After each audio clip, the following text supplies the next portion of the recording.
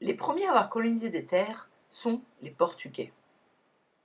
En effet, suite à leurs nombreuses expéditions au large de l'Afrique et en Asie, ils fondèrent des colonies et des comptoirs commerciaux. Lorsque les Portugais découvrent l'Amérique, ils vont fonder des colonies, comme par exemple au Brésil. Les Espagnols, eux, vont suivre l'exemple des Portugais en fondant le Mexique.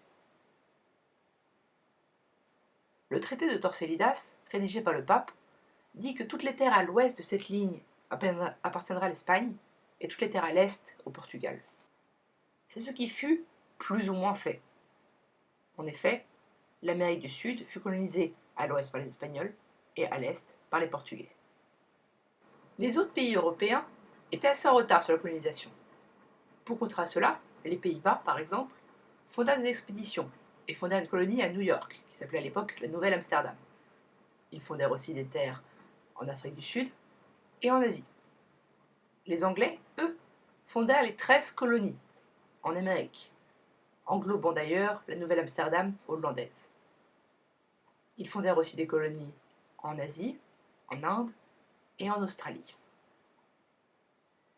Les Français, quant à eux, comme Jacques Cartier découvra le Canada, fondèrent la Nouvelle-France, à Terre-Neuve.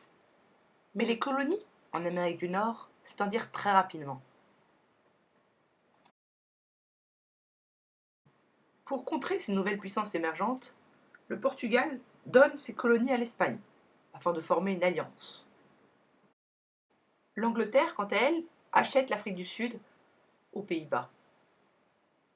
La France va former des colonies en Inde et à Madagascar. Durant la guerre de 7 ans, qui opposa l'Angleterre et la Prusse contre la France et l'Espagne, l'Angleterre envahit quasiment la totalité de l'Amérique du Nord, excepté la Louisiane, qui restait française, et le Mexique, qui restait espagnol. Pour prendre leur revanche sur l'Angleterre, la France aida les États-Unis durant leur déclaration d'indépendance et créa les États-Unis d'Amérique. Alors que Napoléon était en guerre contre quasiment toute l'Europe, il vendit la Louisiane afin de financer ses guerres. Suite à cela, l'Espagne perdit quasiment la totalité de ses colonies, excepté le Maroc. L'Angleterre, quant à elle, envahit quasiment la totalité de l'Inde. Et alors que le Mexique prenait son indépendance, et le Canada aussi, les États-Unis s'agrandirent et formaient une ligne droite comme frontière avec le Canada. Ensuite, la France, sous Napoléon III, se mit à envahir l'Afrique. Elle envahit quasiment tout, excepté l'Est qui resta anglais. Pour redorer le blason de la France suite à la défaite de Sedan, la France prit comme colonie l'Indochine. À la fin de la Première Guerre mondiale, l'Angleterre donna à ses colonies l'indépendance, quasiment à toutes. La France et l'Angleterre récupérèrent aussi les territoires de l'ancien Empire ottoman, qui avait été leurs ennemis pendant la guerre. Ensuite, c'est la décolonisation dans quasiment tous les pays, en Angleterre, en France, et les peu de colonies restantes, dont les Pays-Bas. Mais la colonisation ne s'arrête pas là pour autant.